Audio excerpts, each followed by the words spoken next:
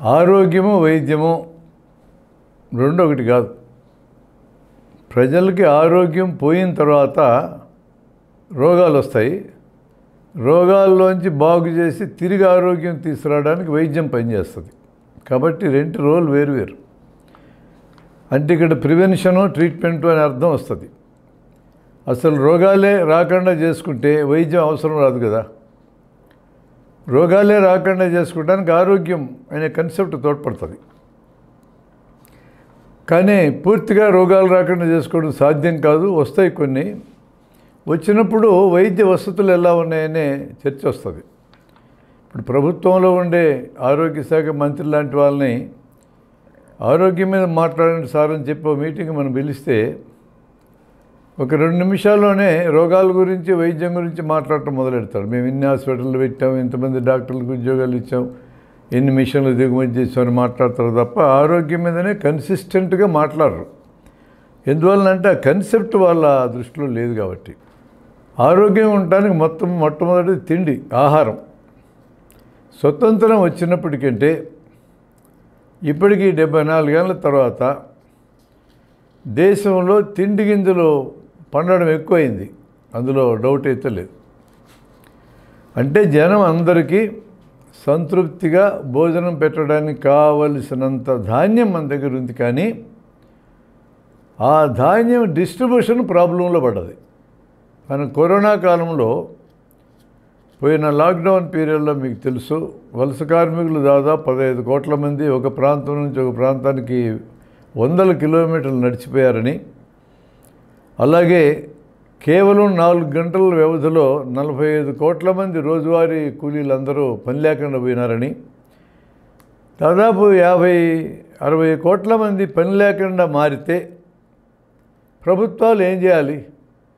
పన్నులు ఇవ్వలేకపోయారు లాక్డౌన్ కాబట్టి. మీరు ఎక్కడో అక్కడే ఉండండి, మీకు కనీసం తిండి పెడతామని హామీ ఇచ్చి ఉండాలి. ఆ రోజున మన దేశంలో గోడౌన్లలో 9,40,00,000 టన్నుల ధాన్యం ఉంది. ఈ 60 కోట్ల మందికి 6 నెలల పాటు ఉచితంగా భోజన సౌకర్యం ఏర్పాటు చేసినా కూడా 4 కోట్ల టన్నుల ధాన్యం కంటే మించి ఖర్చు కాదు. మరి తరిగిపోతే ఎలా అని మీరు అనొచ్చు. పోయిన సంవత్సరం పంటలు కూడా బ్రహ్మాండంగా పండినాయి. తరిగిన ధాన్యాన్ని మరలా పంటల్లోంచి భర్తీ చేసుకోవచ్చు, ఏం కష్టం లేదు. అంటే సూత్రప్రాయంగా దేశంలో అందరికీ ఆహారం పెట్టగలిగే అవకాశం ఉన్నప్పటికీ కూడా డిస్ట్రిబ్యూషన్లో ఉన్నటువంటి ప్రాబ్లం, ప్రజలకి ఆహార ధాన్యాలు అందుబాటులోకి తీసుకురావాలనుకునే పొలిటికల్ విల్లో, అంటే రాజకీయపరమైన నిర్ణయం, ఆ విల్లో ఉండే బలహీనత వలన అంతమంది నడిచిపోవాల్సి వచ్చింది, దారిలోనే చచ్చిపోవాల్సి వచ్చింది. ఇప్పటికీ కూడా 130 మందికి 2 పూట్ల బలమైన ఆహారం కడుపు నిండా దొరకటం లేదు. ఆకలి చావులు అనే పేరుతో నమోదు చేయటం లేదు. కానీ ప్రభుత్వం ఆహారం తగ్గినందువలన వచ్చే రోగాలతో మరణించే వాళ్ళు లక్షల్లో ఉన్నారు. దాదాపు 5 లక్షల మంది టీబీ రోగంతో మరణిస్తున్నారు. టీబీ రోగానికి ప్రధానమైన కారణం ఆహార లోపం, ప్రోటీన్ లోపమే. 130 మందికి అవసరానికంటే మించి ఆహారం దొరుకుతుంది, తింటున్నారు. అలా తిని షుగర్ జబ్బు పెరిగింది, బీపీ జబ్బు పెరిగింది, గుండె జబ్బులు పెరిగినాయి, ఒబేసిటీ పెరిగింది, వాటి వల్ల రోగాలన్నీ కూడా పెరిగినాయి. ఎంత పారాడాక్స్ ఇది! అందరికీ ఆహారం దొరికే అవకాశం వచ్చింది, కొందరికి దొరకకుండా ఉండే పరిస్థితి ఇంకా ఉంది, కొందరికి అధికంగా దొరికే అవకాశం, అధికంగా తినే అవకాశం వచ్చింది. ఎవల్యూషన్ ప్రకారం బలమైన ఆహారం, ఫ్యాట్ లాంటిది తింటే శరీరంలో దాచుకునే ఒక మెకానిజం ఉంది, జెనెటిక్ మెకానిజం అది. కానీ సామాజికంగా 130 మందికి పొట్ట లోపల, అంటే చర్మం లోపల ఎక్కడో ఫ్యాట్ రూపంలో దాచుకునే అవసరం లేకుండా బయట దాచుకోవచ్చు. కానీ ఎవల్యూషన్కి తెలియదు, ఇది లోపలే దాచేస్తుంది. అలా దాచినందుకు వచ్చిన రోగాలు ఇవన్నీ. ప్రపంచంలో అన్ని దేశాల కంటే ఎక్కువ మంది షుగర్ రోగులు మన దగ్గరే ఉన్నారు. గుండె జబ్బులు, బీపీలు, ఒబేసిటీ ఉన్న రోగులు కూడా గణనీయమైన సంఖ్యలో మన దగ్గర ఉన్నారనేది కనపడుతుంది. అంటే ఆహార రంగంలో మనం అభివృద్ధి సాధించినట్ట, తిరోగమనం సాధించినట్ట. అబ్సల్యూట్ నంబర్స్ చెప్పి గింజలు ఉన్నాయి, తిండి గింజలు అని చెప్తే కుదరదు. ఆ డిస్ట్రిబ్యూషన్ ఎట్టుందో కూడా చూడాలి. మంచినీళ్ళ సమస్య, 2 మాటలు దీని గురించి. ఇంకా కూడా ప్రభుత్వం వైపు నుంచి ప్రజలకు మంచినీళ్ళు అందించే ఏర్పాట్లు లేని ప్రాంతాలు ఇంకా ఉన్నాయి.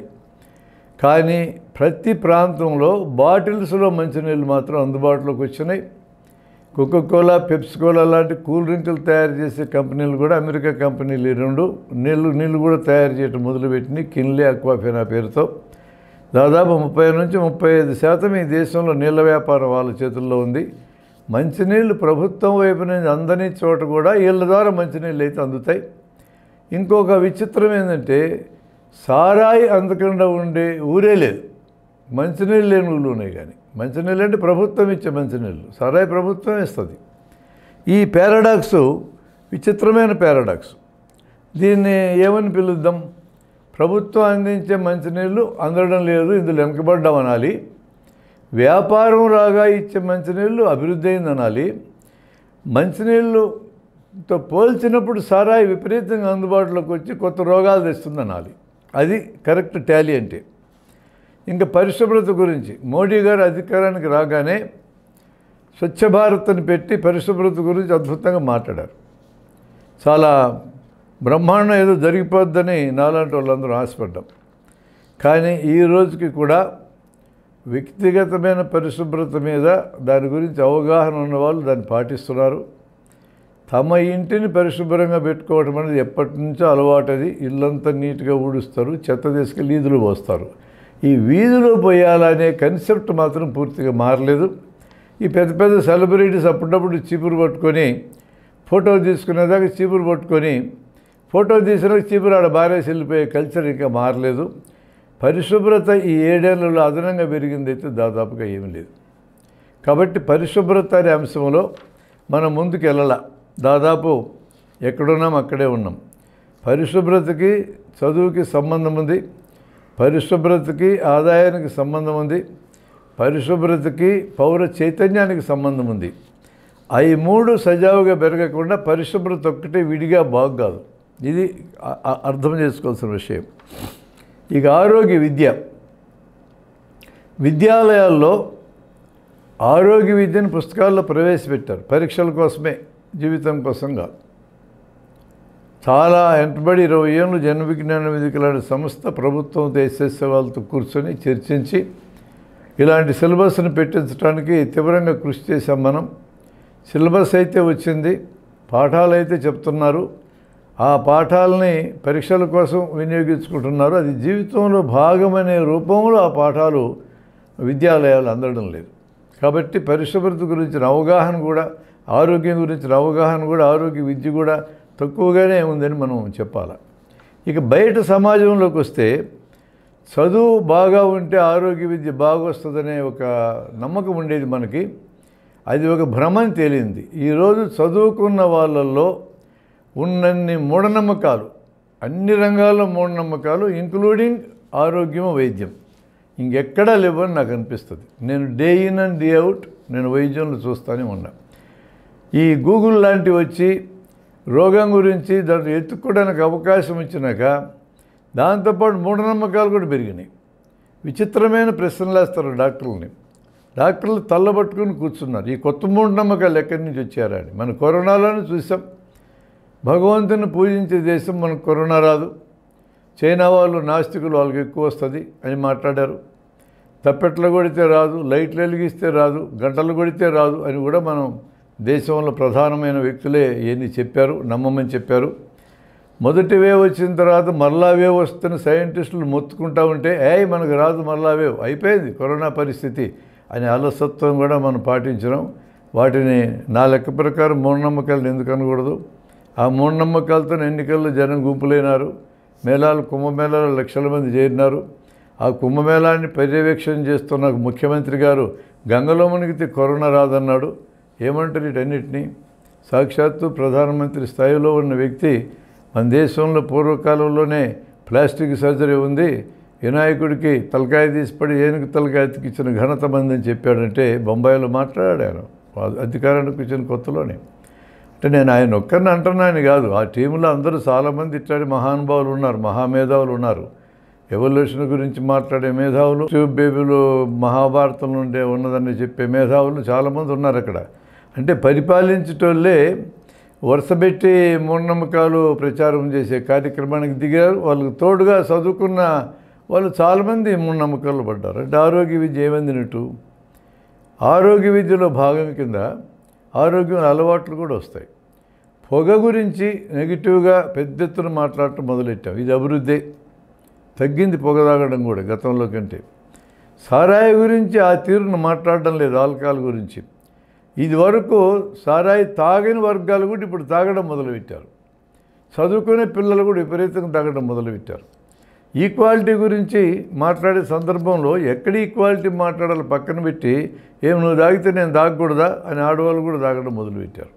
ఈ తాగడం అనేది ఎక్కువైంది, పొగ తాగడం తగ్గింది. అందులో అభివృద్ధి, ఇందులో దిగజారుడుతనం.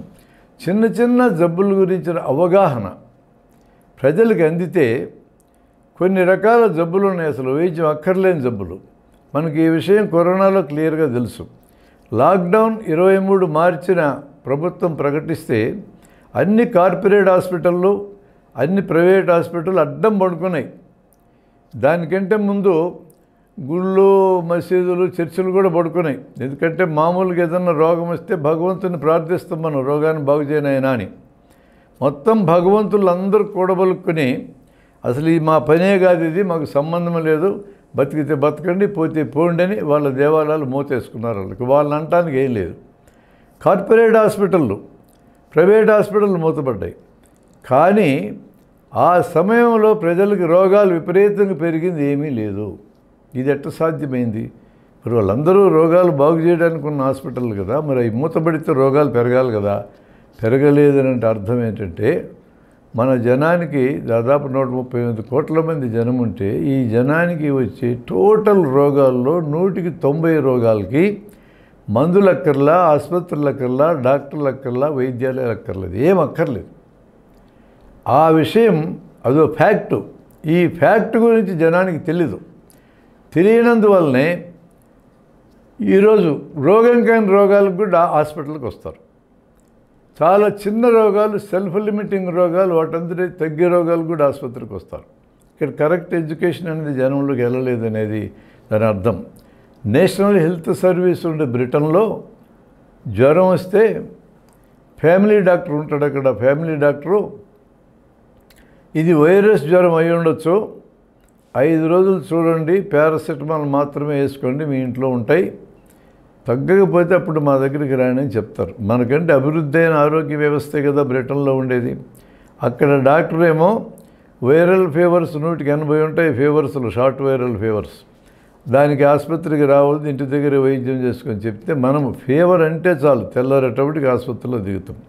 ఈవెన్ కరోనాలో కూడా మనం గమనించాం, పాజిటివ్ వచ్చిన వాళ్ళల్లో 135 మందికి ఏ లక్షణాలు ఉండవు, 45 మందికి మైల్డ్గా లక్షణాలు ఉంటాయి. అంటే 80% జనానికి కరోనా ఏమీ చేయదు అని ప్రూవ్ అయిపోయింది, క్లియర్గా తెలుసు ప్రపంచానికి. అంటే కరోనా లాంటి బీభత్సకరమైన జబ్బే 180 మందికి ఏమీ చేయదన్నాక ఇంక షార్ట్ వైరల్ ఫీవర్ సంగతి ఏంది?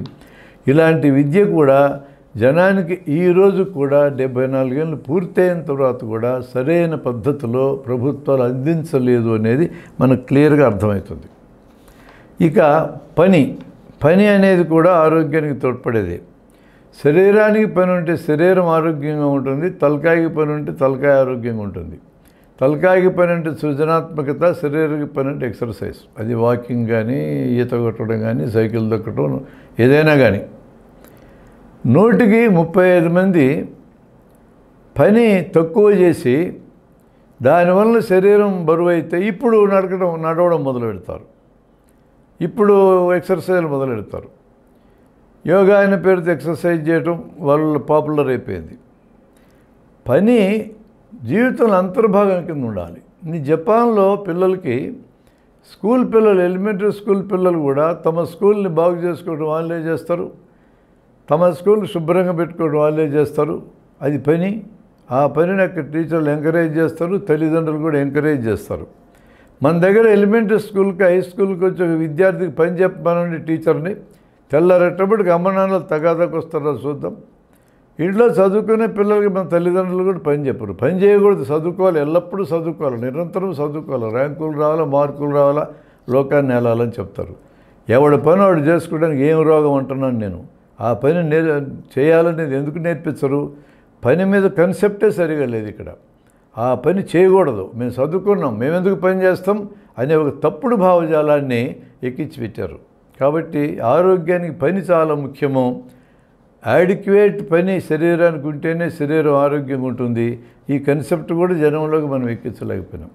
ఇక టీకాల కార్యక్రమం, కార్యక్రమం ఆరోగ్యానికి ఉపయోగపడేది. ఉన్నంతలో ఈ కార్యక్రమం ఒక్కటే ఇప్పటిదాకా బాగా జరిగింది. అందులో కూడా విశేషం ఏంటంటే, ఆహారం తక్కువగా ఉండి శరీరంలో మాంసకృత్తులు తక్కువగా ఉన్న జనానికి కూడా టీకా వేస్తే యాంటీబాడీస్ రక్షక పదార్థాలు తయారైతే అని ప్రపంచవ్యాప్తంగా ప్రూవ్ అయింది. కాబట్టి మన జనానికి తిండి సరిగా పెట్టకపోయినా టీకాలు మాత్రం వేశారు, సాల్లెబ్బా అని అక్కడికి వచ్చి కూర్చున్నారు. అక్కడ కూడా విచిత్రం ఏంటంటే, కరోనా వచ్చినాక మన డొల్లతనం బయటపడ్డది. అందరికీ టీకాలు తయారు చేయటం పోయిన సంవత్సరం డిసెంబర్కే సాధ్యమై ఉండేది. మన దేశంలో ఉన్న భారత్ బయోటెక్ కోవాక్సిన్ చేస్తుంది, సీరం ఇన్స్టిట్యూట్ కోవిషీల్డ్ తయారు చేస్తుంది. 2000 సంవత్సరంలో మన దగ్గర పేటెంట్ చట్టం మారి మనం ఏది పెడితే తయారు చేయడానికి లేదు, ప్రపంచ వాణిజ్య సంస్థ అడ్డంకులు పెట్టింది అన్నప్పటికీ కూడా ఎమర్జెన్సీస్లో కంపల్సరీ లైసెన్సింగ్ ఇచ్చి ఏ సంస్థనైనా నిలదీసి మందులు తయారు చేసుకోవచ్చు, వ్యాక్సిన్లు తయారు చేసుకోవచ్చు అనే ప్రొవిజన్ ఉన్నది. అలా ప్రొవిజన్ని ఉపయోగించుకొని కానీ ఉంటే 2 సంస్థలు మ్యానుఫ్యాక్చర్ చేస్తాయి, 100 సంస్థలు ఫార్ములైజ్డ్ ఉత్పత్తి చేయగలిగే మన దగ్గర ఉన్నాయి, ప్రైవేట్వి పబ్లిక్వి. ఈ సంస్థలన్నిటికీ కొంత ఫండింగ్ ఇచ్చి 100 కోట్లు ఫండింగ్ ఇచ్చి, అవును ప్రభుత్వం 35,000 కోట్ల వ్యాక్సిన్ కోసం బడ్జెట్లో పక్కన పెట్టుకుంది కదా, తలా 100 కోట్లే కదా ఇనిషియల్ ఫండ్ ఇచ్చి, అది కూడా అప్పుగానే ఇస్తాం, రేపు వ్యాక్సిన్ తయారైనా కొనుక్కుంటామని హామీ ఇచ్చుంటే అప్పుడు అమ్మకం కూడా గ్యారెంటీ ఉంటుంది. 100 సంస్థలని వ్యాక్సిన్ తయారు చేయమని చెప్పి ఉంటే పోయిన సంవత్సరం డిసెంబర్ నెలకే ఫుల్లుగా వ్యాక్సిన్ 300-400 కోట్ల డోసులు మన దగ్గర ఉండేవి. ఈ సంవత్సరం జనవరి ఫిబ్రవరిలో జనానికి అందరికీ యుద్ధ ప్రాతిపదికన వ్యాక్సిన్ ఇచ్చి ఉంటే సెకండ్ వేవ్ లేదు, లక్షల మంది మరణాలు జరుగుండే కాదు. ప్రభుత్వం వారు ఒక్క జాగ్రత్త తీసుకోవడంలో అలసత్వం పాటించిన కారణంగా లక్షల మంది మరణించారు. ఎక్కడున్నా మనం మన ఆరోగ్య వ్యవస్థలో. ఇప్పటిదాకానే టీకాల కార్యక్రమం బాగా జరిగింది, అది ఒక్కటే బాగా జరిగిందని మెచ్చుకుంటుండేవాడిని. కరోనా టీకాల విషయంలో ప్రభుత్వం ప్రవర్తించిన తీరును చూస్తే నాకు ఆశ్చర్యం కలిగింది. ఎప్పుడో 23 మార్చిన లాక్డౌన్ ప్రకటిస్తే అక్టోబర్లో కానీ ఆక్సిజన్ తయారు చేయడానికి ప్లాంట్లకి టెండర్లు పిలిచినారు. 6 నెలల టెండర్లు పిలవడానికి. ఒక ఆక్సిజన్ ప్లాంట్ పెట్టడానికి 2-3 కోట్ల కంటే ఖర్చు కాదు. పిఎం కేర్ ఫండ్లో మస్తు డబ్బులు ఉన్నాయి. మార్చి నెలలో, ఈ సంవత్సరం మార్చి నెలలో రివ్యూ చేస్తే అందులో 1/3 వంతు ప్లాంట్లు కూడా ఇంకా గ్రౌండే కాల. అంటే ప్రజల ఆరోగ్యానికి సంబంధించిన అంశాల దగ్గరికి వచ్చినప్పుడు పరిపాలించేటోళ్ళు సరిగా పట్టించుకోవటం లేదు అనే అభిప్రాయం ప్రజలకు కలిగే అవకాశం ఉందా లేదా? ఇలాంటి సంఘటనలే జరిగినాయి. గోరఖ్పూర్లో ఉత్తరప్రదేశ్లో ఆక్సిజన్ లేక పిల్లలు మరణిస్తే కఫిల్ ఖాన్ అనే ఒక డాక్టరు సెలవు రద్దు చేసుకుని పిల్లల్ని అటెండ్ అయ్యి అనేక మరణాలు నివారణ చేసి ఆక్సిజన్ సొంత డబ్బులు ఇచ్చి కొనుక్కొచ్చి పిల్లలకి ఇస్తే అది రివ్యూ చేయడానికి వచ్చిన ముఖ్యమంత్రి గారు, ఎవరు నువ్వేనా కఫిల్ ఖాను, పిల్లలకి ఆక్సిజన్ ఇచ్చింది నువ్వేనా, పెద్ద పుడింగ్ అనుకున్నావా అని అతను తీసుకెళ్ళి జైలు 8 నెలలు పెట్టారు. ఇలాంటి యాటిట్యూడ్ పరిపాలించే వాళ్ళకు ఉంటే ప్రజలకు ఆరోగ్యం ఎట్లా వస్తుంది? అది అన్ని రకాల మరణాలు నివారించిన డాక్టర్ని అభినందించి భుజం తట్టి ఒక ఇంక్రిమెంట్ ఇచ్చి అది ఆదరిస్తామని అందరికీ చెప్పాల్సిన పోయి జైల్లో కూర్చోబెడితే 8 నెలలు.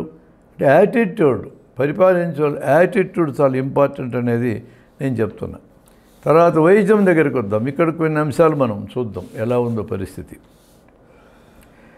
వైద్యం సేవనా వ్యాపారమా? 74 ఏళ్ళు పూర్తయినాక ఇది సేవ కాదు వ్యాపారం అని తేలిపోయింది.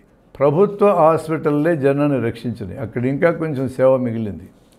మెయిన్ స్ట్రీమ్ వైద్యం మొత్తం వ్యాపారం కింద మారిపోయింది. మరి అంత పెద్ద ఎత్తున తోడ్పడ్డ ప్రభుత్వ హాస్పిటళ్ళకి వనరులు కేటాయించినారా?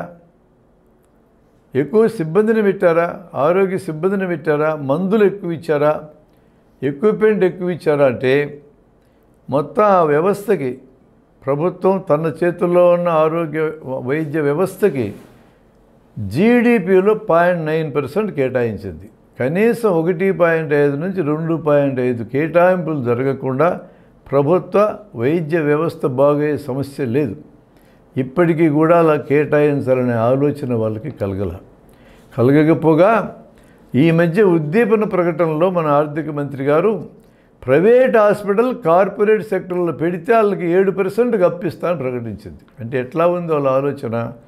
జనాన్ని కాపాడింది ప్రభుత్వ వ్యవస్థ అని క్లియర్గా అర్థమవుతుంటే దానికి ఫండ్స్ ఇవ్వాలని ఆలోచన చేయకుండా లాక్డౌన్లో అడ్డం పడుకున్న వ్యవస్థ, లాక్డౌన్ తీసేసినాక జూలు విధిల్చి విపరీతంగా వసూలు చేస్తున్న వ్యవస్థ, ఆ వ్యవస్థకే మళ్ళీ అప్పులు ఇస్తానంటుంది. అంటే ఎక్కడో తేడా ఉంది. 74 ఏళ్ళు అయిన తర్వాత కూడా ఈ తేడా గురించి మనం గమనించకపోతే ప్రమాదం. మందుల పరిశ్రమ ఈ 74 ఏళ్లలో అభివృద్ధి అయింది. ఎంత బాగా అభివృద్ధి అయిందంటే ఒకప్పుడు మందులు దిగుమతి చేసుకున్నాం, ఈరోజు ఎగుమతి చేయగలిగే స్థాయికి వచ్చాం. ఇది ఖచ్చితంగా అభినందించాల్సిన విషయమే. దీనికి ప్రధానమైన కారణం నేను చెప్తున్నాను. ఒక్క వాక్యం ప్రధానమైన కారణం. 2000 సంవత్సరానికి ముందు అంటే 1972 ప్రాంతంలో మన దేశ పాలక వ్యవస్థ పేటెంట్ల మీద ఒక నిర్ణయం తీసుకుంది. ఆ నిర్ణయం ఏంటంటే మన దేశంలో ఏ మందు తయారు చేసినా ప్రోడక్ట్ పేటెంట్ లేదు, ప్రాసెస్ పేటెంట్ మాత్రమే. అంటే అంతర్జాతీయంగా ఒక కొత్త మందు విడుదలైతే ప్రోడక్ట్ పేటెంట్ కానీ ఇక్కడ ఉంటే ఆ మందు మనం తయారు చేయడానికి వీల్లేదు. ఆ మందుకి ఎవరికి పేటెంట్ ఉంది అంతర్జాతీయంగా వాళ్ళకి రాయల్టీలు కట్టుకోవాలా, మందుల ధరలు తగ్గవు. ఇక్కడ ప్రాసెస్కి మాత్రమే పేటెంట్ కాబట్టి ఏ ప్రాసెస్ ద్వారా ఆ మందుని అంతర్జాతీయంగా కంపెనీ తయారు చేసిందో ఆ ప్రాసెస్ వదిలేసి కొత్త ప్రాసెస్లో తయారు చేసుకుంటే దానికి పేటెంట్ ఇస్తారు. ఇక్కడ అట్లా కొత్త మందులు అన్నీ 1-2 ఏళ్ల లోపల మన దేశంలో తయారైనవి 2000 సంవత్సరానికి ముందు. ఇది గమనించిన అంతర్జాతీయ మందుల పరిశ్రమ మెడలు వంచి మనతో కొత్త పేటెంట్ చట్టానికి సంతకం పెట్టించాయి. అయినా ఆ 72 నుంచి 2000 దాకా తయారైన ఒక బలమైన మందుల వ్యవస్థ మన దేశంలో మందుల కొరత రానియకుండా నిలదొక్కోవడానికి ఉపయోగపడింది. బల్క్ డ్రగ్ మ్యానుఫ్యాక్చర్ కూడా విపరీతంగా చేశాం, విదేశాలకు కూడా పంపగలిగాం. కానీ 2000 సంవత్సరంలో వరల్డ్ ట్రేడ్ ఆర్గనైజేషన్లో మనము చేరాం, మనతో పాటు చైనా కూడా వచ్చి చేరింది. అక్కడ బల్క్ డ్రగ్లు మన దగ్గర తయారయ్యేదానికంటే సగం రేటుకు తయారవుతాయి. అందుకని ఈరోజు మనం వాడే ప్రతి మందు యొక్క బల్క్ డ్రగ్, అది పారాసిటమాల్ కానీ, సిప్రోఫ్లాక్సిసిన్ కానీ, అమాక్సిసిలిన్ కానీ, ఏదన్నా కానీ బల్క్ డ్రగ్ వస్తుండే చైనా నుంచి 180 నుంచి 90 వంతులు సగం రేటుకు వస్తాయి. సగం రేటుకు వచ్చినప్పుడు ఇక్కడ ఎందుకు ఉత్పత్తి చేస్తారు? ఆ విధంగా ప్రపంచ వాణిజ్య సంస్థలో చేరినాక మనకు బల్క్ డ్రగ్ మ్యానుఫ్యాక్చర్ మొత్తం సత్కలబడింది. అసలు 2000 సంవత్సరంలో ఈ పేటెంట్లు చేరడమే ఆత్మహత్యతో కూడుకున్నటువంటి వ్యవహారం. అది దాన్ని ఏం చేయలేం. ఎందుకంటే ప్రపంచవ్యాప్తంగా ఈ దేశాలన్నీ సామూహిక ఆత్మహత్య చేసుకోవడానికి సిద్ధమైనవి కాబట్టి, అమెరికాకి అభివృద్ధి చెందిన దేశాలకు దాసోహం ఉండడానికి సిద్ధమైనవి కాబట్టి మనం విడిగా బతకడం కుదరదని నరసింహరావు గారు, సింగు గారు నిర్ణయించుకున్నారు. వాళ్ళిద్దరూ నిర్ణయించిన దాని ఫలితం 2000 నుంచి అనుభవించడం మొదలెట్టాం. ఈరోజు బల్క్ డ్రగ్లు చాలా అనుకున్నాం. అదే సమయంలో ఫార్ములేషన్స్ 85,000 ఉన్నాయి దేశంలో. 116 మందులు చాలని హాతీ కమిటీ చెప్పింది, 1975లో చెప్పింది. ప్రపంచ ఆరోగ్య సంస్థ చెప్పింది 256 మందులు యాక్చువల్గా వాళ్ళు ఇచ్చిన ఎసెన్షియల్ డ్రగ్ లిస్టు. మన దేశంలో ఇండియన్ మెడికల్ అసోసియేషన్ 150 మందులు చాలని చెప్పింది. ఎక్కడ 256 మందులు? ఒకవేళ ఒక ₹4 ఇచ్చామనుకున్నా కూడా 1000 అయితే 2000 అయితే 85,000 అయింది. అందులో పనికిమాలిన ఫార్ములేషన్స్ బోల్డ్ అన్నీ, అందులో టానిక్లు ఉంటాయి, అందులో విటమిన్ బిళ్ళలు ఉంటాయి, అందులో దగ్గుమందులు ఉంటాయి. ఏమి విటమిన్ బిళ్ళలు అంటే ఆహారంలో కూడా మనం తీసుకోవచ్చు, బిళ్ళలే తినక్కర్లా. టానిక్లు దేనికి పనికిరావు. ఈ విషయం 86 నుంచి చెప్తున్నాం మనం. దగ్గుమందులు దండగా అని చెప్తున్నాం మనం. అవన్నీ కూడా ఈ ఫార్ములేషన్లు ఉన్నాయి. కాబట్టి మందుల పరిశ్రమ కింద మారింది. ప్రపంచంలో ఈరోజు ఆయుధాల పరిశ్రమ తర్వాత అతిపెద్ద పరిశ్రమకి ఎవాల్వ్ అయింది ఆరోగ్య పరిశ్రమ. యాక్చువల్గా ఆరోగ్య పరిశ్రమ కాదది, ప్రజల అనారోగ్యం మీద బతికే అనారోగ్య పరిశ్రమ అది. ఆ పరిశ్రమలో మొదటిది మందుల్లో ఒకనాడున్న మన వైభవం అంతా దిగజారే పరిస్థితి వచ్చింది. ఇక పరీక్షా సాధనాలు, ఈ పరిశ్రమ విపరీతంగా పెరిగింది. మాట్లాడితే పరీక్ష చేయించుకోవాలి, పరీక్ష చేయించుకోకుండా వైద్యం చేసే సమస్య లేదు. ఎవరైనా ఒక రోగికి పరీక్ష చేసి నేను జబ్బిదని చెప్తే జనం అంగీకరించే పరిస్థితి లేదు. ఆ కల్చర్ పెంచినాం మనం. ఆ కల్చర్ పెంచింది డాక్టర్లు కాదు, దయచేసి గమనించండి. మందుల పరిశ్రమ, ఆరోగ్య పరిశ్రమ పెంచింది. పరీక్షా సాధనాలు అమ్ముకోవాల్సిన అవసరం ఉన్నటువంటి ఆ పరిశ్రమ పరీక్షలు చేయకుండా వైద్యం చేయకూడదనే తలకాయకి ఎక్కించింది. అందుకే జనం డాక్టర్ల దగ్గరికి వచ్చి ఎక్స్రే తీయించుకుంటా సారు అంటాడు ఆయనే, సిటీ స్కాన్ తీయించుకుంటా సార్, మొత్తం హోల్ బాడీ స్కాన్ తీయి సార్ అంటాడు ఆయనే, గొంతులో గొట్టమే సార్ అంటాడు ఆయనే, స్కానింగ్ కూడా చేయకుండా నీకేటో జబ్బు తెలిసింది అంటాడు. నాకే అట్లాంటి అనుభవాలు ఫుల్గా ఉన్నాయి, మా డాక్టర్లకు అందరికీ అనుభవాలు ఉన్నాయి. డాక్టర్లు కూడా ఏమి నొప్పి శుభ్రంగా పరీక్షలు చేస్తే జబ్బు ఇంకొంత క్లియర్గా తెలుస్తుంది. ఉన్న కన్స్యూమర్ ప్రొటెక్షన్ యాక్ట్ చేతులు చిక్కకుండా ఉంటాం. అన్ని పరీక్షలు చేయించినబా తర్వాత వాళ్ళకి ఏమన్నా అయితే నాకేం సంబంధమో తప్పించుకోవడానికి వీలవుతుంది. ఆ విధంగా డాక్టర్కి సౌలభ్యం ఉంది. అవసరమైన పరీక్షలు చేయించుకోకూడదని అంటల్లా, అనవసరమైన పరీక్షలు విపరీతంగా జరుగుతున్నాయి. ఒక ఎవిడెన్స్ నేను మీకు చూపిస్తా. ప్రతి జ్వరంలోనూ ప్లేట్లెట్లు తగ్గుతాయి, ఇది సైన్సు. డెంగీ సీజన్లో ప్రతి ఒక్కరికి కంప్లీట్ బ్లడ్ పిక్చర్ అని పరీక్ష చేసి అందులో ప్లేట్లెట్ 2.5 లక్షల నుంచి 4 లక్షలు ఉండాలి. 1 లక్షకి తగ్గిన అదిగో ప్లేట్లెట్లు తగ్గినాయి చూడని బెదరగొట్టి జనాన్నంతా ఆసుపత్రుల్లో చేసిన సందర్భం లేదా? 3 ఏళ్ళ నాడు నెల్లూరులో నేను ఒక డాక్టర్తో మాట్లాడుతూ ఉంటే, ఇదిగో ఈ డెంగీ సీజన్లో మా ఊళ్ళో ప్రతి ప్రైవేట్ ఆసుపత్రి 4-5 కోట్లు సంపాదించుకుందని చెప్పాడు ఆయన. ఆయన కర్సరీ ఇంప్రెషనే కావచ్చు, కానీ ఆయన ప్రత్యేకంగా చూసింది దేన్ని బట్టి కంప్లీట్ బ్లడ్ పిక్చర్లో ప్లేట్లెట్ తగ్గింది. పరీక్షను ఆధారం చేసుకుని వైద్యాలు నిర్ణయించి ఆసుపత్రులు ఐసీయూల్లో చేర్చి 1000 లక్షలు కొలగొట్టిన కార్యక్రమం జరిగింది. ప్రభుత్వ వైద్యం బలోపేతంగా ఉండి ప్రభుత్వ వైద్యం మీద ప్రజలకి గౌరవం పెంచేదాకా ప్రైవేటు వైద్యం విచ్చలవిడిగా కట్టడం లేకుండా ఉన్నంత కాలము ప్రజల ఆరోగ్యం బాగుపడదు, ప్రజలకు రోగాలు కూడా బాగుపడవు. ఇది ఫండమెంటల్. ప్రభుత్వం అట్లాంటి కమిట్మెంట్తో ఉందా అని చెప్పి మనం క్వశ్చన్ చేయాలి. ఇక ఇన్సూరెన్స్ పరిశ్రమ, ఇది కూడా మన ఆరోగ్య పరిశ్రమలో భాగం. ఇన్సూరెన్స్ బ్రాకెట్లోకి రాకుండా జనాన్ని చేర్చుకోవటం అనేది అమెరికాలో ఒక్కడిని కూడా చేర్చుకోరు. ఉండాలి, ఇన్సూరెన్స్ ఉంటేనే అక్కడ, లేకపోతే దివాలెత్తిపోతారు మనిషి. ఇక్కడ నెమ్మదిగా ఇన్సూరెన్స్ యొక్క ప్రభావం పెరుగుతూ ఉంది. ఒక రకంగా ఆరోగ్యశ్రీ మొత్తం ఇన్సూరెన్సే. స్టార్ ఇన్సూరెన్స్, ఇతర ఇన్సూరెన్స్లకు ప్రభుత్వం డబ్బులు కడుతుంది. ప్రభుత్వం డబ్బులు కడితే అదొక రకం, ప్రజల మీద బరువు పడదు. కానీ మధ్యతరగతి మొత్తం ప్రజలే ఇన్సూరెన్స్కి డబ్బులు కట్టుకోవాలి. ఇన్సూరెన్స్, జనరల్ ఇన్సూరెన్స్ ఆ విధంగా ఈవెన్ కరోనాలో కూడా అద్భుతంగా పనిచేసింది. అంటే జనానికి భయం ఉంది, ఇన్సూరెన్స్ చేసుకుంటున్నారు. కానీ ఈ మధ్య చట్టం చేశారు, జనరల్ ఇన్సూరెన్స్ని కూడా ప్రైవేట్ వాళ్ళకి అప్పచెప్పాలి, లైఫ్ ఇన్సూరెన్స్ని కూడా ప్రైవేట్ వాళ్ళకి అప్పచెప్పాలి. ఎంత ఆనందంగా పరిపాలించేటోళ్ళు ప్రకటిస్తున్నారంటే మా ప్రభుత్వం ప్రైవేటైజేషన్ కమిట్ అయింది, దేశాన్ని మొత్తం ప్రైవేట్ చేస్తాం అని అంటున్నారు. ఇన్సూరెన్స్ పరిశ్రమ కూడా ప్రైవేట్ వాళ్ళకి చేతుల్లోకి పోవడం అనేది, ఆ పరిశ్రమ మొత్తం వాళ్ళ చేతుల్లో ఉండడం అనేది ప్రజల ఆరోగ్యానికి దెబ్బ తగిలేది ఫైనల్గా. ఇక వైద్య నిపుణులు బ్రహ్మాండంగా పెరిగారు, నిపుణత్వం పెరిగింది, state of the art hospital కూడా పెరిగినాయి. ప్రపంచంలో సింగపూరు, బ్యాంకాకు, అమెరికాలో వైద్యానికి అంటే ఆపరేషన్కి ఎంత ఖర్చు అయ్యిందో అందులో సగము లేదా 1/4 ఖర్చుతో ఇక్కడ ఆపరేషన్లు చేయగలిగే ఎక్స్పర్టైజ్ వచ్చింది. ఇది ఖచ్చితంగా అభివృద్ధి. అయితే ఇదంతా ఎవరికి అందుబాటులో ఉంది? ఎగువ తరగతికి అందుబాటులో ఉంది, ఎగువ మధ్యతరగతికి అందుబాటులో ఉంది. దిగువ మధ్యతరగతి ఆరోగ్యశ్రీలో కవర్ అయితే ఉంది, లేకపోతే మాత్రం జేబులో డబ్బులు పెట్టుకోవాలి. చాలామంది నిరుపేదలకి, దిగువ మధ్య తరగతి వాళ్ళకి ఇప్పటికీ కూడా జనరల్ ఆసుపత్రి గతి, అక్కడే వైద్యం జరగాల. జనరల్ హాస్పిటల్లో కూడా state of the art institutes develop చేసే అవకాశం అయితే ఉంది. ఎందుకంటే ప్రైవేట్ హాస్పిటల్లో ఉన్న ఈ అద్భుతమైన నిపుణులందరినీ ఎక్కువ భాగం తయారు చేసింది జనరల్ హాస్పిటల్లో నిపుణులే. General hospital, government hospital, all India institute of medical sciences స్థాయివి ప్రైవేట్ హాస్పిటల్ కూడా లేవు. అంత స్థాయికి అవి డెవలప్ అయితే ఎందుకు ప్రభుత్వ రంగాన్ని కించపరుస్తూ మాట్లాడతారు? ఐఐటీలు ప్రభుత్వాన్ని, ఐఐఎంలు ప్రభుత్వాన్ని, ఈ ఆల్ ఇండియా ఇన్స్టిట్యూట్స్ జిపమర్ కానీ, చండీగఢ్ కానీ, ఢిల్లీ కానీ ప్రభుత్వాన్ని గొప్పగా ఉన్నాయి కదా. అలా మిగతాటిని డెవలప్ చేయాలని ఆలోచన చేయకుండా ఉన్నోటిని కూడా ఊడ్చిపెట్టి ప్రైవేట్ వాళ్ళకి ఇస్తామంటారు ఏంది? ఎక్కడో తేడా తలకాయల్లో ఉంది, పరిపాలించటం తలకాయల్లో ఉందని మనం గమనించాలి. వీటి వెనక పనిచేస్తున్నది ఏంటంటే వైద్య విద్య. నిపుణులు తయారవుతున్నారు. తయారయ్యే నిపుణులు ఎందులో తయారవుతున్నారంటే వైద్యం చేయటంలో నిపుణులు తయారవుతున్నారు. రోగం రాకుండా కమిట్ అయి ఉన్న ఒక సబ్జెక్ట్ ఉంది మెడికల్ కాలేజీలో, దాన్ని సోషల్ అండ్ ప్రివెంటివ్ మెడిసిన్ లేదా కమ్యూనిటీ మెడిసిన్ అంటారు. ఒక్క వైద్య విద్యార్థి కూడా దీంట్లో పీజీ చేరడు. అది పనికిమాల డిపార్ట్మెంట్గా లెక్కేస్తారు. ఎందుకు ఇట్లా దృష్టి వచ్చింది?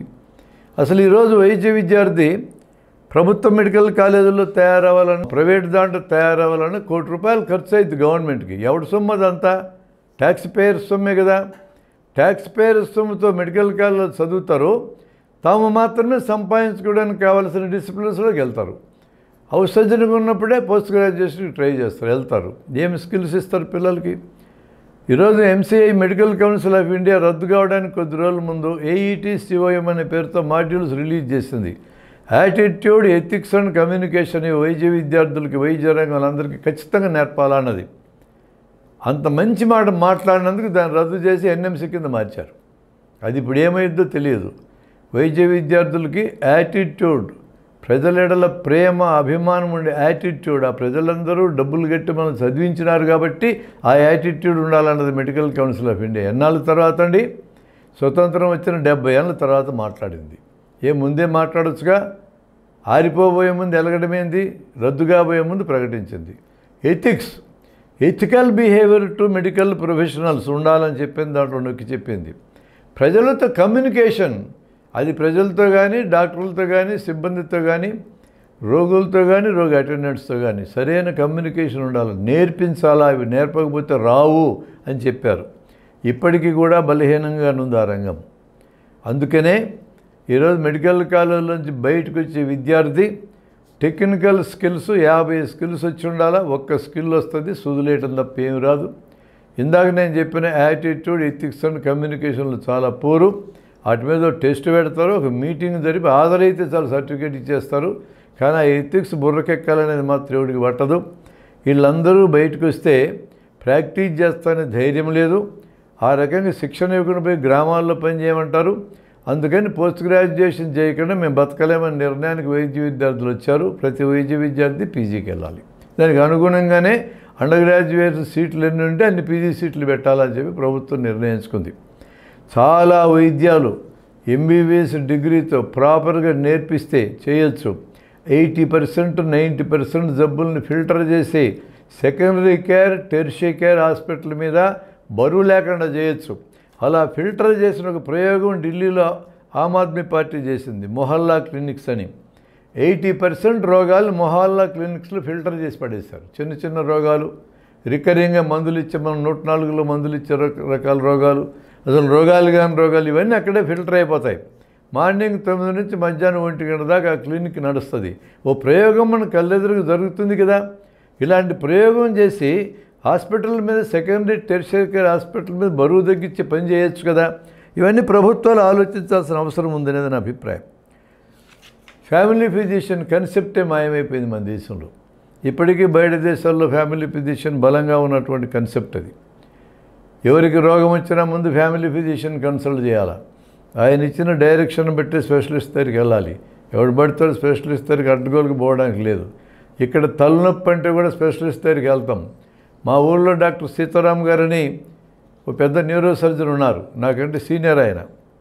మా దగ్గర ప్రొఫెసర్గా చేసి మళ్ళీ 5 ఏళ్ళు ఎక్స్టెండ్ చేసి కూడా పని చేయించుకుంది గవర్నమెంట్. చాలా మంచి డాక్టర్ ఆయన. ఆయన ప్రైవేట్ ప్రాక్టీస్ చాలా కాలం పెట్టలా. చివరికి ఏదో కొన్ని కారణాలతో పెడితే రోజుకి 70 మందిని చూస్తారు. రాత్రి 8 గంటలకు స్టార్ట్ చేసి 1 గంట దాకా చూస్తాడు. ఒకరోజు ఆయన కలిశాను నేను.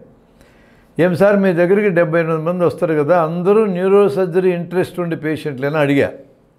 ఆయన ఒక నవ్వు నవ్వి, ఏం పిచ్చోడు బ్రహ్మారెడ్డి నువ్వు, అందరూ తలకాయ నొప్పులోళ్ళు, మెడకాయ నొప్పులోళ్ళు, నడుము నొప్పులోళ్ళు వస్తారు, వీళ్ళందరూ నా దగ్గరికి రావాల్సిన పని ఏంది, MBBS లెవెల్లో ఫిల్టర్ చేయొచ్చు, వీళ్ళందరినీ చూసి చూసి అలసిపోయి ఒకడో ఆరో న్యూరో సర్జరీ ఇంట్రెస్ట్ ఉండేవాడు వస్తే ఆయన కూడా సరిగ్గా చూడలేను నేను, అది నా పరిస్థితి అన్నాడు. స్పెషలిస్టులు ఉన్నారు, నిపుణులు ఉన్నారు. నిపుణులు వాడుకోవడం చేతగాని వ్యవస్థ ఉంది ఇక్కడ. నిపుణులు దేనికి వాడుకోవాలో చేతగాని వ్యవస్థ ఉంది.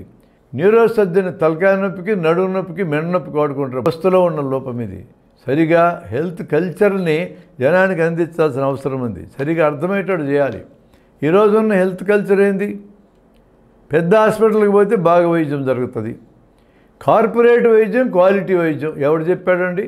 కార్పొరేట్ వైద్యం ఖరీదైన వైద్యం, క్వాలిటీ వైద్యం గవర్నమెంట్ డాక్టర్ దగ్గర ఉంటుంది, ప్రైవేట్ డాక్టర్ దగ్గర ఉంటుంది. తెలిసినోడి దగ్గర క్వాలిటీ వైద్యం ఉంటుంది, తెలిసినోడి దగ్గర ఉంటుంది, ఖరీదైన హాస్పిటల్లో ఉండదు. అట్లాంటి తప్పుడు భావం ప్రచారం చేశారు. పెద్ద డిగ్రీలు ఉంటే పెద్ద డాక్టరు, ఇదో కల్చర్. ఖరీదైన మందులు రాస్తే పెద్ద డాక్టరు, పేపర్ నిండా మందులు రాస్తే పెద్ద డాక్టరు. పక్కనే షాపుల్లో ఉండే మందు కూడా ఆ బ్రాండ్ రాయకుండా ఇంకో బ్రాండ్ రాస్తే ఊరంతా తిరిగినా దొరకదు, అతను పెద్ద డాక్టరు. అసలు ఎవడికి అర్థం కాకుండా మందుల షాపుకి మాత్రమే అర్థమయ్యేటట్టు రాస్తే పెద్ద డాక్టరు. ఇట్లాంటి ఇంప్రెషన్లు హెల్త్ కల్చర్లో జనానికి వచ్చినాయి. ఈ కల్చరల్ థింగ్స్ అన్నిటినీ తొలగించే ప్రయత్నం ఎవరు చేయాలి? ఆరోగ్య విద్యలో భాగం కింద ప్రభుత్వం చేయాలి. జనానికి సరైన నాలెడ్జ్ నిరంతరం ఇవ్వాలి. ఒక జనరిక్ మందుల మీదనే 1986 నుంచి పోరాడితే 5-6 ఏళ్ల క్రితం ప్రభుత్వం స్పందించింది. జనరిక్ మందులు, బ్రాండ్ మందులు ఒకటే, ఒకే బల్క్ డ్రగ్లోంచి 2 తయారు చేస్తారు. వీటి క్వాలిటీలో తేడా ఉండదు. జనరిక్ మందు ఖరీదు తక్కువ దొరుకుతుంది అనే విషయాలు నెత్తినోరు కొట్టుకుని 86 నుంచి చెప్తా ఉన్నాం మేమందరం. ఇప్పుడు జన ఔషధని ఇప్పుడు వచ్చినాయి జనరిక్ మందుల షాపులు. ఇన్నాళ్ళు ఎందుకు ఊరుకున్నారు? ప్రైవేట్ మందుల కంపెనీలకు దోచిపెట్టడానికైనా ఈ కార్యక్రమం అంతా? అదే ఆలోచించాల్సింది. మనం 74 ఏళ్ళు పూర్తయిన తర్వాత ఇంకా ప్రైవేట్ వాళ్ళకి దోచిపెట్టాలనే ఆలోచన ఉండటమే తప్పుడు ఆలోచన అంటున్నాను నేను. ఆలోచన ఉండటం కరెక్ట్ కాదు. ఒక స్టెంట్సే మీరు చూడండి, ఇండియాలో తయారయ్యే స్టెంట్ 30,000 లోపు వస్తుంది. అదే ఫారిన్ స్టెంట్ 1,30,000 అవుతుంది. ఎన్నాళ్ళు ఆ కల్చర్ నడిచింది? ఫారిన్ స్టెంట్ గొప్పదని కల్చరు. వస్తాడు రోగి, వస్తాడు మన దగ్గరికి, కొరోనరీ యాంజియోగ్రామ్ చేస్తాం, నీకు సన్నబడ్డ రక్తనాళం స్టెంట్ వేయాలని చెప్తాడు డాక్టరు. చెప్పాయన చిన్న సమాచారం ఇస్తాడు, ఇండియా స్టెంట్ వేయమంటావా, ఫారిన్ స్టెంట్ వేయమంటావా అని. ఏం చెప్తారండి జనము? ఫారిన్ స్టెంట్ వేయి అంటే ఫారిన్ స్టెంట్ అంటే గొప్పది. ఇండియా స్టెంటే ఫారిన్కి పోయి ఫారిన్ ముద్ర వేసుకుని వస్తే కూడా గొప్పది. ఎట్లాంటి కల్చర్ తయారు చేసినామండి? ప్రభుత్వం చర్య తీసుకొని డైరెక్టివ్ ఇచ్చినాక కొన్ని 100 మంది 1000 మంది జనం ఇండియా స్టెంట్లు వేసుకొని బాగుపడ్డరు. ఏ స్టెంట్ అయినా పనిచేసేది ఒకటే. శరీరంలో లైఫ్ స్టైల్కి సంబంధించిన జాగ్రత్తలు తీసుకోకపోతే, అంటే స్టెంట్ వేసినాక జాగ్రత్తలు ఉంటాయి, తీసుకోకపోతే ఏ స్టెంట్ వేసినా మళ్ళీ బూడిపోద్ది, అందులో డౌట్ లేదు. షుగర్ పెరగకుండా చూసుకోవాలా, బీపీ పెరగకుండా చూసుకోవాలా, లవ్ పెరగకుండా చూసుకోవాలా, ఆహారంలో మార్పులు చేసుకోవాలా. ఇవి చేసుకుంటే ఇండియా స్టెంట్ అయినా ఫారిన్ స్టెంట్ అయినా ఒకే రకంగా పనిచేస్తాయి. మరి ఆ కల్చర్ ఆ విధంగా మనం క్రియేట్ చేసినాం. ఫారిన్ అయితే గొప్ప అని క్రియేట్ చేసాం. ఈ కల్చర్ కూడా మార్పు చెందాల్సిన అవసరం ఉందని నా అభిప్రాయం. బ్రిటిష్ మోడల్, అమెరికన్ మోడల్ అని ఒక విషయం ఉంది. వైద్య విద్య మొత్తం బ్రిటిష్ మోడల్లో నడుస్తుంది. అంటే బ్రిటిష్ వాళ్ళు మొదలెట్టారు కాబట్టి. అంటే మొదట రోగిని కూర్చోబెట్టుకొని మాట్లాడాలా, అతను చెప్పే లక్షణాలు వినాలా, ఆ వినడం ద్వారానే అతని జబ్బు గురించి ఒక అంచనాకు వస్తాం. అప్పుడు పరీక్ష చేయాలా, పరీక్ష ద్వారా అంచనా కొంత దగ్గరకు వస్తుంది. అప్పుడు ఆ అంచనాకు అనుగుణమైన పరీక్షలు మాత్రమే చేయించాలి. ఇది బ్రిటిష్ మోడల్. అమెరికా మోడల్ అది కాదు. అసలు రోగి ఎంటర్ కాగానే తన దగ్గర ఉండే పరీక్షలు అన్నీ చేయించాలా, ఎవిడెన్స్ బేస్డ్ మెడిసిన్ పేరుతో చేస్తున్నారు. అన్నీ చేయించిన తర్వాత అప్పుడు డాక్టర్ చూస్తాడు. ఇది అమెరికన్ మోడల్. మన పిల్లలు బ్రిటిష్ మోడల్లో చదువుకుంటారు, అమెరికా మోడల్లో ప్రాక్టీస్ చేస్తారు. ఈరోజు కార్పొరేట్ వైద్యం మొత్తం అమెరికా మోడల్. వెళ్ళగానే 4 పొడి మాటలు మాట్లాడతారు. ఈ పరీక్షలు చేసుకొని మొత్తం పేజీ నిండా ఉండి పరీక్ష టిక్కులు కొట్టి పంపిస్తారు. అవన్నీ వచ్చినాక అప్పుడు మాత్రమే కన్సల్టెంట్ మాట్లాడతాడు. ఇది కల్చర్ తప్పు కదా. కొన్ని జబ్బులు పేషెంట్ను చూస్తేనే అర్థమవుతాయి, కొన్ని జబ్బులు 4 మాటలు మాట్లాడితే అర్థమవుతాయి, కొన్ని జబ్బులు చేతితో పరీక్ష చేసి కంటితో చూస్తే అర్థమవుతాయి. అలా అర్థమైన జబ్బులు అది అవునో కాదో తెలుసుకోవడానికి మాత్రమే అవసరమైన పరీక్ష చేయించుకుంటే చాలు కదా. ఇక అర్థం కాని జబ్బులు ఉంటాయి. ఇక్కడ ఎంతసేపన్నా పరీక్ష చేసుకో, నాకు అభ్యంతరమే లేదు. మా కృష్ణమోహన్ గారు ప్రొఫెసర్ ఉండేవాళ్ళు. ఆయన ప్రతి రోగిని 1.5 గంట పరీక్ష చేస్తారు. మధ్యలో బీబీసీ న్యూస్ వస్తే పేషెంట్ని బట్టలు తీసి బల్ల మీద పడుకోబెట్టుకుని న్యూస్ చూసి మళ్ళీ వస్తారు. అంత గొప్పోడు ఆయన. నాకు అర్థం కాని కేసులు ఎప్పుడైనా ఆయన జీవించున్నంతకాలం ఆయన దగ్గరికే పంపేవాడిని. అర్థమయ్యే కేసులు మేమే చూసేవాళ్ళం. అంటే కింద లెవెల్లో డాక్టర్లు పరిష్కరించగలరు 190 కేసులని. అవన్నీ ఎందుకు స్పెషలిస్ట్ దగ్గరికి పోవాలనే దానికి ఇది ఉపయోగపడుతుంది. అందువలన ప్రత్యామ్నాయ వైద్యాల దగ్గరికి మనం వస్తే మన దేశంలో ఆయుర్వేదం, శుద్ధ, యునాని, హోమియో, ప్రకృతి వైద్యాలు వీటన్నిటికి కలిపి ఆయుష్ డిపార్ట్మెంట్ పెట్టారు. డిపార్ట్మెంట్ని పెట్టారు కానీ ఈ వైద్యాల్లో రీసెర్చ్కి ఫండ్ ఇచ్చి రీసెర్చ్ చేసి ఈ వైద్యాలు ఏ జబ్బులకి బాగా పనిచేస్తాయి, ఏ జబ్బుల దగ్గర ఉపయోగం ఉండదు, ఏ జబ్బుల దగ్గర ఆధునిక వైద్యం చేసుకోవాలి అనేది తేల్చాలి కదా ప్రభుత్వం వాళ్ళు. ఎవిడెన్స్ బేస్డ్ అంటే అర్థమే కదా. ఎవరు పెడితే వాళ్ళు ఏది చెప్తే అది మా మందు సర్వరోగ నివారణ అంటే సర్వరోగ నివారణ అవునో కాదు తేల్చుకోవాలి కదా. మనకు చూసాం కదా ఆనంద గారి మందు దాని గురించి కళ్ళల్లో వేస్తే ఆక్సిజన్ పెరుగుద్ది అన్నాడు. మనకేంది అభ్యంతరమో, అది ఆయుర్వేదం మందు, నాటు మందు కానీ ఏదన్నా కానీ ఆ మందుని పరీక్ష చేసి కళ్ళల్లో వేస్తే ఆక్సిజన్ పెరిగిందో లేదో చూసుకొని ఆ పని ఆయుష్ వాళ్ళు చేయాలి కదా. ఆయుష్ వాళ్ళు ఆ పని చేయకుండా కోర్టులు చేస్తాయి ఈ పని, జడ్జీలు చేస్తారా, లాయర్లు చేస్తారా? వాళ్ళేం సమర్థులు దానికి చేయడానికి? ఆయుష్ డిపార్ట్మెంట్ సమర్థత ఉన్న డిపార్ట్మెంటు. వాళ్ళు అన్ని వైద్యాల్లో ఏమేమి క్లెయిమ్స్ ఉన్నాయో ఈరోజు హోమియో మీద విపరీతమైన ప్రకటన, సోషల్ హోమియోపతి రకరకాల పేరుతో పెద్ద వ్యాపారాలు నడుస్తున్నాయి. ఆయుర్వేదం పేరుతో రామ్దేవ్ బాబాలు అంటే విపరీతంగా వ్యాపారాలు చేస్తున్నారు. కరోనిల్ అనే పేరుతో కరోనాకి పనిచేస్తుందని చెప్పే ధైర్యం చేసినాడు ఆయన కరోనా కాలంలో. అప్పుడు ఆయుష్ మందులు ఇస్తే అప్పుడు ఊరుకున్నాడు ఆయన. మందులు ఇస్తే కాదు. అందుకని ఆయుష్ డిపార్ట్మెంట్ ఈ అన్ని విధానాల్ని స్క్రూటినీ చేసి ఫండ్స్ ఇచ్చే వాళ్ళకి ఇదిగో ఈ వైద్యం పనిచేస్తుంది, ఈ వైద్యం పనిచేయదు అనేది జనం ముందు పెట్టాలి. అలాంటి పని చేయకుండా ఓ పాక్షికంగా ఒక దృష్టి తీసుకొని ప్రభుత్వం ఆయుష్ వైద్యం అద్భుతమైన వైద్యం, అది అద్భుత వైద్యం అని తేల్చినాక అద్భుతమైన వైద్యం అనండి, ఎవ్వరికి అభ్యంతరం లేదు. అది ప్రయోగంలో తేలినాక అందరూ స్వీకరిస్తారు. ఆ విధంగా మన దేశంలోని దేశవాళీ వైద్యాలు బతికించుకోవచ్చు. ఎవరు కాదన్నారు బతికించుకోవడానికి? ఖరీదు తక్కువ కూడా ఉంటాయి. ఆ పని చేయాల్సిన ప్రభుత్వం ఆ పని చేయడంలా. ఇక వైద్యంలో మూఢనమ్మకాలు ఎంత తక్కువ మాట్లాడితే అంత మంచిది. జనానికి ఉన్న మూఢనమ్మకాలు ఏమీ తగ్గల 74 ఏళ్లలో. తగ్గకపోగా కొత్త మూఢనమ్మకాలు చేరినాయి. గ్రామాల్లో వైద్యం కోసం దిష్టి తీయటం, అంతరం వేయటం, మంత్రం వేయటం, వాతలేయటం ఇటు ఉన్నాయి. ఇంకా ఎక్కడికి పోలే. వాటితో పాటు చదువుకున్న వాళ్ళు టౌన్లో flower therapy, aroma therapy, music therapy, రంగురాళ్ళ థెరపీ ఇట్లాంటివన్నీ కొత్తవన్నీ వచ్చినాయి. ఇవన్నీ చదువుకున్న వాళ్ళే.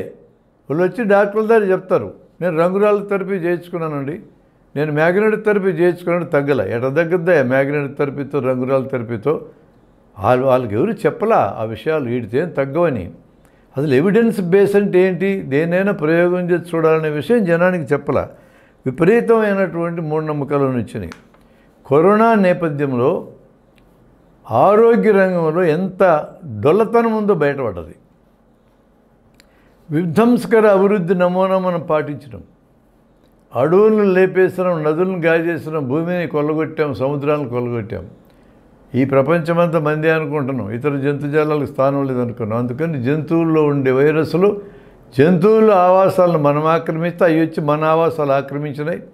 చాలా రోజుల నుంచి ఆ వైరస్లు జంతువులు ఉంటాయి కదా, వాటినేం చేయవు. మనకు కొత్త కాబట్టి మనకు రోగాలు వస్తాయి. మెర్సు, సార్సు, జికా, స్వైన్ ఫ్లూ అన్నీ ఇట్లాంటివే. ఇప్పుడు కరోనా కూడా అట్లాంటిదే. ఇది ఎండ్ కాదు, ఇది మొదటిది కాదు, చివరిది కాదండి. ఇట్లాంటి మళ్ళా వస్తాయి. ఈ నమూనాని మనం వదిలేసుకునేదాకా ఇవి వస్తూనే ఉంటాయి. ఈ విధ్వంసకర అభివృద్ధి నమూనా ఈ రోగాలు రావడానికి కారణం. అంతేకాదు ఈరోజు కెనడాలో విపరీతంగా టెంపరేచర్ పెరిగింది, విపరీతమైన ఫ్లడ్స్ చైనాలో వచ్చినాయి. అసలు మన దగ్గర ఋతువులు అసలు మర్యాద పాటించడంలా. ఇవన్నీ రావడానికి విధ్వంసకరమైన అభివృద్ధి నమూనా, ఓజోన్ పొరను బొక్కబెట్టడం, పర్యావరణాన్ని ధ్వంసం చేయడం కారణం. పర్యావరణాన్ని ధ్వంసం చేస్తే ఆరోగ్యం కూడా పోతుంది. మిగతా అన్ని రంగాలకి బొక్కబడేదే కాదు, ఇది కూడా పోతుంది. కాబట్టి ఆ నమూనా తప్పుడు నమూనా అనేది కరోనా క్లియర్గా బయటపెట్టింది మనకి. లాక్డౌన్ సమయంలో అన్ని ప్రైవేట్ హాస్పిటల్ పండుకున్నా కూడా మనకి రోగాలు పెరగలేదనంటే, నేను మొదటే చెప్పినట్టుగా 100కి 90 రోగాలకు వైద్యం అక్కర్లేదనే కన్సెప్ట్ని ప్రభుత్వం బలంగా జనంలోకి తీసుకెళ్ళాలి. జనానికి ఖర్చులు తగ్గించాలి. ఈరోజు గ్రామాల్లో ఉన్న రైతులు 3.5 లక్షల మంది ఆత్మహత్యలు చేసుకోవడానికి ఒక కారణం వాళ్ళు అప్పుల పాలు కావడం. అప్పుల పాలు కావడానికి అతి ప్రధానమైన కారణం వైద్యానికి దండగమారిన ఖర్చు పెట్టడం, వాళ్ళ పిల్లలకి కార్పొరేట్ విద్య అనే పేరుతో బయటికి పంపించి దిక్కుమాన చదువు చెప్పించడం, ఈ 2 రంగాలు కానీ ప్రభుత్వం జాగ్రత్త తీసుకుంటే, వైద్య ఆరోగ్య రంగాలు రెంటినీ ప్రభుత్వం శ్రద్ధ తీసుకొని సరిచేస్తే ఈ ఆత్మహత్యలు జరిగే అవకాశం పూర్తిగా తగ్గిపోతుంది. కొన్ని దేశాలు, అవి పెట్టుబడిదారు దేశాలైనా సోషలిస్ట్ దేశాలైనా సరే, ఆరోగ్య రంగాన్ని సమర్థవంతంగా పట్టించుకున్న కారణంగా కరోనా కూడా ఎక్కువ రాలే. సోషలిస్ట్ దేశాలు ఏదో వియత్నాం, క్యూబా, చైనాలోనే ఎక్కువ రాలేదని కాదు. న్యూజిలాండు, దక్షిణ కొరియా, తైవాను, ఈవెన్ జర్మనీ కూడా, ఇటువంటి దేశాల్లో కూడా ఎక్కువగా మరణాలు మొదటి వేళ జరగలేదు. 2వ వేవ్ కూడా కంట్రోల్ చేయగలిగారు. మన దేశంలో కూడా మొదటి వేవ్ని కేరళ సమర్థవంతం కంట్రోల్ చేసింది. 2వ వేవ్లో కూడా ఎక్కువ కేసులు వచ్చినా కూడా మరణాలు ఎక్కువ జరగకుండా జాగ్రత్త పడగలుగుతోంది. ఎక్కడైతే ఆరోగ్య వ్యవస్థ బలంగా ఉంటుందో అక్కడ కరోనాను కూడా కట్టడి చేయగలిగారు. ఆరోగ్య వ్యవస్థ ప్రైవేటైజ్ చేసి బలహీనంగా ఉన్న ఇటలీ, ఫ్రాన్సు, స్పెయిన్, ఆఖరికి నేషనల్ హెల్త్ సర్వీస్ బ్రిటన్లో ఉన్నా కూడా దాన్ని బొక్కబెట్టినారు టోరీలు వచ్చినాక. అమెరికాలో పూర్తి ప్రైవేటు వైద్యం, అన్ని చోట్ల మరణాలు ఎక్కువ జరిగినాయి, జబ్బులు కూడా ఎక్కువ వచ్చినాయి. కరోనా బయటపెట్టింది ఈ విషయాన్ని. అంటే ఆరోగ్య వ్యవస్థను బాగు చేసుకోవడం అనేది కేవలం డబ్బున్న వాళ్ళ కోసం కాదు, మొత్తం ప్రజలందరి కోసం అనే విషయాన్ని మన ముందు క్లియర్గా సాక్షాత్కం చేసింది కరోనా అనేది. చివరగా 2 మాటలు ఏంటంటే, 74 ఏళ్ళు పూర్తయినాక మరీ దరిద్రంగా లేం, అలాగని అద్భుతంగా కూడా లేం. ప్రజల ఆరోగ్యానికి సంబంధించి మాత్రం దరిద్రంగానే ఉన్నాం. పెరిగిన మధ్యతరగతికి ఆరోగ్య అవకాశాలు, వైద్య అవకాశాలు పెరిగినాయి. డబ్బున్నోడు మాత్రం బాగుండే అవకాశం ఉంది, డబ్బు లేని వాళ్ళు ఇంకా దెబ్బతింటానున్నారు. ఈ విషయాన్ని పూర్తిగా మనం 74 ఏళ్ళ తర్వాత రివ్యూ చేసుకోవాల్సిన విషయం. ఏం చేయాలి అనంటే, ప్రభుత్వం మీద ఖచ్చితంగా ఒత్తిడి చేయాల్సిందే. ఈ చదువుకున్న వాళ్ళు, మేధావులు, వైద్య రంగం అందరూ కూడా నీ ఆరోగ్య పద్ధతి విధానాలను నువ్వు మార్చుకోండి. ప్రజల ఆరోగ్యం దేశానికి పెట్టుబడి, లయబిలిటీ కాదు, దండగమారిన ఖర్చు కాదు అనే విషయాన్ని తమరు గుర్తించి ఆ వైపు కేటాయింపులు చేయండి. ఆ వైపు ప్రభుత్వ ఆరోగ్య వ్యవస్థను బలపరచండి. ఒత్తిడి ఒక పక్క జరగాలి, మరోపక్క ఒత్తిడి చేయడానికి కావలసిన నాలెడ్జ్, స్కిల్స్ జనానికి కూడా అందించాలి. దాన్నే శాస్త్రీయమైన అవగాహన వైద్యంలో కలిగించడం అంటాం. ఆ అవగాహనని మనం క్లియర్గా జనానికి అందించాలా. ఆ రకమైన ఎడ్యుకేషన్ చదువులో భాగం కింద అందించాలా. 2 ప్రాంగ్డ్ అటాక్ ఇది. ఒక పక్క అడ్వొకేసీ జరగాలి, మరో పక్క ఎడ్యుకేషన్ జరగాలి. ఈ 2 జరగడం ద్వారానే ఆరోగ్య వైద్య రంగాలు ఈ రోజున అనామలీస్ని మనం ఎదుర్కోగలమని నా అభిప్రాయం.